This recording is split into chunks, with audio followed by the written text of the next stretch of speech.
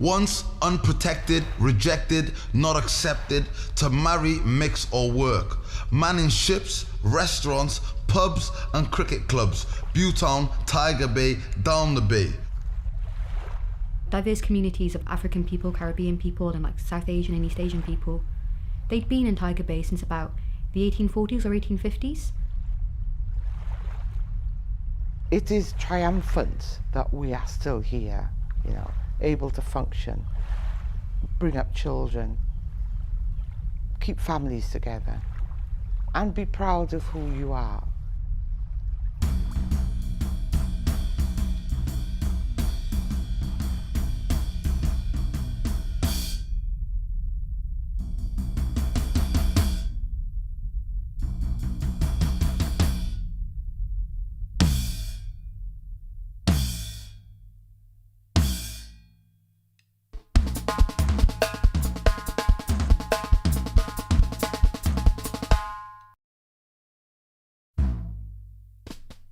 The Marquess of Bute expanded the Cardiff dock on 3 separate occasions. This necessitated people to work in the dock. At the time, the South Wales coalfields were the most productive coalfields in the world. You needed people to mine the coal, and then you also needed people to work on the boat to take the coal out. The people who worked there, they came from all over the world. To quote an author, Sophie Gilead-Ray, Tiger Bay was a microcosm of the British Empire. Soldiers have come back from World War I. They've come back and they've seen black men from all across the world, Somalis, West Indians, Caribbean men, Indian men, Arab men. They've seen them mixing with their old community members now. So they didn't like that. There was a couple of Australian and New Zealand soldiers. And obviously, you know what the Australians and New Zealand be living like in Australia. They got some serious colonial rule. They didn't like the fact that blacks was mixed in with whites. When black and Arab men are being attacked by razors and mobs of men, somehow they had to protect themselves. Shots were being fired to scare off the rioters. They were seen as provocative shots, and that just led on to a number of events. White people, predominantly, tried to break into Butetown to wreck the houses and beat up the white women who were married to black men and to hurt the mixed heritage children. The men defended Butetown by taking in turns to act as sentries on the bridge. The women at home barricaded themselves in the houses and prepared to defend themselves and their children. From a local point of view, I was always told about the riots, being interested in filmmaking and things like that. The older people was always telling me something I should look into, but it was never any sort of literature I can find. And I was lucky enough to then work with National Theatre Wales and Mike Pearson and Mike Brooks, where they'd sort of researched all the information from the newspapers of the day. And that was the first sort of facts that I've actually heard as the accounts work out from the newspapers. It kicked off, it was the hottest day of the year. A group of men were returning from a day out who were dating white women. They were going eastbound across Custom House Street when a group of people accosted them. People started to argue with each other and it escalated. A black man's supposed to have sliced someone's throat with a razor in Caroline Street. That was the main incident where someone actually got killed. And John Donovan said that he had his throat slit by what he called a coloured man. So they looked for a black man all around what is now John Lewis. But I think the people were really angry about John Donovan, and this therefore led to a bloodlust. Because it wasn't as a riot. Like, I think that a riot suggests it's 50-50. I think that Tiger Bay was attacked and Tiger Bay held their own.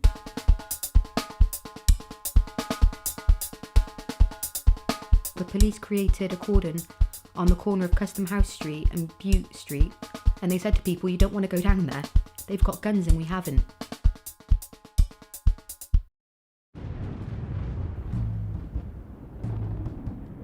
After this, there was a great storm broke out. Tiger Bay was an island, and I think of a community on this island surrounded by canals and waterways and the sort of conversations that took place over those 12 hours. Pollute, salute, soldiers in khaki, police in blue. Boots, shoot, climb the roof. The women on doors, kids playing ball, oblivious to it all. The next day, it kicked off again. because there was a Frenchman. He racially and verbally abused someone who was Algerian. But given the events of the night before, I would feel that the Algerian person was significantly less likely to accept this aggression. A fight broke out and the Frenchman was arrested for breach of the peace, but the Welsh people thought it was the Algerian who was kicking off. On Thursday night, it kicked off again because information had disseminated throughout the city about the impact. 3,000 people was gathering, so they stopped people coming from the valleys, and like there was people just coming down to actually get involved in the drama, if you like. And so there was a lot of sort of troublemakers, and there was a lot of people just there for the crack or whatever, and they was literally burning down boarding houses and ripping people out of the houses. It resulted in the death of a young man called Mohammed Abdullah, who was born in Aden, Yemen. However, the records do not tell us if he's 21 or 29. There was a guy called Mohammed who died of fracture wounds to his skull, but the doctor at the time, Dr. Dobois, said that his skull was thinner than that of a normal man. So, and in the post-mortem, they couldn't identify whether he was killed with a wooden table leg or a police truncheon. In the inquest, Mabel Ali, who was the wife of a Somali boarding house master, stood up in court and said that he wasn't killed during the riot. In fact, a police officer took a baton and hit him over the head with it.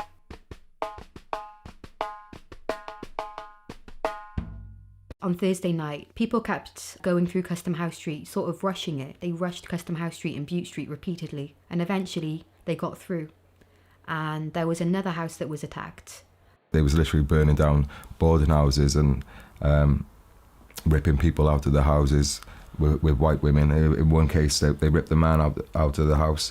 They was beating him up with saucepans, he said, and the policeman shouted out, "Hold on, it's a white man." And the crowd said, "It is a white man," and they let him go, and he got rushed off to infirmary. The Yemeni boarding house was attacked. The Somali boarding house was attacked, and on the last day, they came for the Malay boarding house. The Western Mail put out a title saying, "Malays stranded on the roof." They commented that their dark Sinui bodies were seen across the landscape. And I thought that was really dodgy and uncomfortable terminology to use towards Southeast Asian people. These men went on the roof because their boarding house was attacked. Even then, by defending themselves, they were still attacked in the press. And I found that really, really upsetting. Because I found out that one of these men, he chose to leave Cardiff 2 days after his boarding house was attacked. But he was also given the Victoria Medal for his services to the Empire. And I couldn't imagine it if my country was colonised and I worked as a sailor, then my house was attacked. And I moved out 2 days afterwards. No excuse, we consumed the news and continued to hate, self-educate and perpetuate negativity. 27, 26, 25, young men really died, and we fight each other, not the systems or barriers. Wake up, arise, realize, we have the power, recognize, we have the power, Butetown is alive, awake the tiger, now is the time. Not only did the riots happen in Cardiff, it happened in areas with other ports like South Shields, Newport, Barry, Liverpool. So in them 4 days from June the 12th, the riots happened in all them cities. But it was predominantly about racism, and it was predominantly about social unrest. It was a period of social unrest right across the world, particularly in Wales. And it was a story about how the officialdom colluded to portray the black men as the perpetrators, the troublemakers. In fact, that was not the case. Butetown is just a small, mile long, so it's like an island, if you like. At the time, there was only 2 entrances in, so it was very isolated, and people of Cardiff looked upon it as a threat. There was fear of black men, because it was only black sailors that was coming over here. It wasn't like black women was here. It was the threat of this black male. The newspapers them days used to come out once in the morning, once in the afternoon, once in the evening, and once in the night. So imagine if you never ever came to Butetown. You've never stepped foot into Butetown. And all you know about Butetown is what the Western Mail told you. Well, the Western Mail are describing Butetown as nigger town.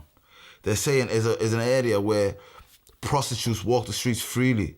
And it's these white prostitutes that are having children with black men that are creating this mixed culture. And that's what the media that's getting broadcasted across the whole of Cardiff is freely saying 4 times a day.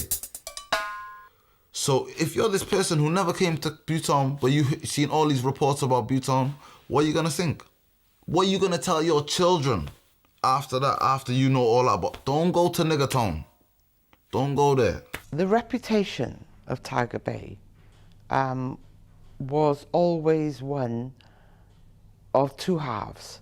So the people who lived in Tiger Bay saw it as their home, their refuge. It was a place where they could live in harmony. The people who lived outside it saw it as a strange place, you know. Too many black faces, there were Chinese, there were all sorts, too many different languages being spoken. And I think that during the rioting, which went on over 4 days, the way in which the press portrayed Tiger Bay, you know, made it more sinister. They talked about these half-naked, feral children. They talked about the women as though they were all prostitutes. They talked about the men with their strange tongues and stuff. So to the rest of the Cardiff, this was a, you know, it's sort of hell, you know. And I think because it had always been sort of separate, as I said, it was a haven from the rest of Cardiff, from the racism and discrimination went on. We are the Butte Street lurkers. We are the one who get the stop and searches. We are the assumed to be drug dealers in the Nikes and feelers. We are the artists. We are the future scientists. We are the new climate. We were the firemen on the ships, shovelers of coal. We were the young men who didn't die old. We were the unprotected, neglected, rejected. We are the victors of the exact same rhetoric. I think that from 1919 there were stereotypes and tropes born that are still here to this day. So about 70 years after the race riots, the Cardiff 3 happened. Despite the fact a white man was reported to be seen running from the scene, 5 black men were arrested, 3 of whom were later imprisoned. I believe that the race riots and how they reported in the press has a huge role to do with this. I wonder if the Cardiff 3 would have happened in the same way if we hadn't have had the riots. I was a city councillor from 1980 to 88. That perception of the Bay as somewhere you went to drink and whore went on when I was a councillor, and I argued constantly about the way in which Cardiff City Council viewed the area and the people who lived in there. And they had this mindset which was about this breed apart, not just a breed apart but a breed beneath as well, that, you know, they didn't have to consider in the way they would consider other areas and other groups of people. Not a lot has changed from 1919 to 2019, because you've got the same rhetoric being repeated now. You got Nigel Farage blaming immigration. Then now you've got Boris Johnson, you got Boris Johnson as a prime minister basically. So, and he called Muslim women in the cabs letterboxes. Them same colonial soldiers who returned from war, if you armed the BNP, the EDL, there'd be the same thing happening. You see what's happening in America now? See what's happening here? It's the same rhetoric, just different tools are being used. There's a riot online. Social media, people are using social media as bricks to windows. So that legacy, you know, going back to the 1919 race riots still exists. I find it quite strange because a lot of people didn't know anything about the 1919 race riots, but somewhere in the psyche, there is a memory of this place of difference. But I don't think the community are victims, because the community is strong and the community is resilient, and they've showed that because the community is self-sufficient. It is triumphant that we are still here, able to function, bring up children, keep families together, and be proud of who you are, whatever the mix is that you come from. And some of us, our heritage covers a number of nationalities. And we can not only embrace that, but understand it, So for me, resilience is that we have survived in the face of the sometimes outright indifference, sometimes hostility of the organisations and the powers that be that have been around us and dictating our lives, that we have survived. And I just think, when you look at some of the people from Butetown, I say thank God for immigration and migration, because I think we are fantastic specimens of people. We are the victory of the bravery of the Cardiff Free. We are the resilience on the bridge of Custom House Street. We woke up, arised, realized we are the power. We recognize that the time is now. We are the artists. We are the scientists. We are the new climate. We woke up, arised, and realized that we are the power. We recognize that now is the time. Now is the time.